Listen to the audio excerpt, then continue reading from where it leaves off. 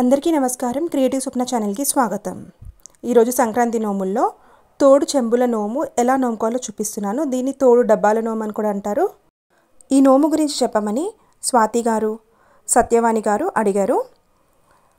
ఈ నోముకు మనకు ఇలాంటి చెంబులు తీసుకోవాలి. చిన్న సైజ్ అనేది మన ఇష్టము. ఎంతమంది తోడబుట్టిన వాళ్ళు ఉంటారో అన్ని చెంబులు తీసుకోవచ్చు. ఏది అక్క చెల్లెలే కానీ అన్నదమ్ములే కానీ ఎంతమంది ఉంటే అన్ని చెంబులు పెట్టుకోండి. ఆ చెంబులకు మంచిగా కంకణాలు కట్టుకోండి, పసుపు రాసుకోండి, బొట్లు పెట్టుకోండి. దాని నిండా పెరుగు పోసుకోవాలి. నిండుగా పెరుగు ఉండాలి. తర్వాత గౌరమ్మ పెట్టుకొని నోముకోవాలి. ఇది మన తోడబుట్టిన వాళ్ళకు ఇచ్చుకోవాలి. నోముకున్న రోజు ఇవ్వడం వీలు కాకుంటే మీరు ఆ పెరుగు వాడుకొని మళ్ళీ మీరు ఇచ్చే రోజు ఫ్రెష్గా దాని నిండా పెరుగు పోసి వాళ్ళకి ఇవ్వచ్చు. బట్టలు కూడా పెట్టవచ్చు. బట్టలు వీలు కాకుంటే బ్లౌజ్ పీసెస్, టవల్స్ అయినా సరే మనకి వీలైనవి పెట్టుకోవచ్చు. ఇది తోడు చెంబుల నోము. ఈ వీడియో నచ్చినట్టయితే లైక్ చేయండి. మా ఛానల్ని సబ్స్క్రైబ్ చేసుకోండి. నెక్స్ట్ వీడియోలో కలుద్దాం. బాయ్.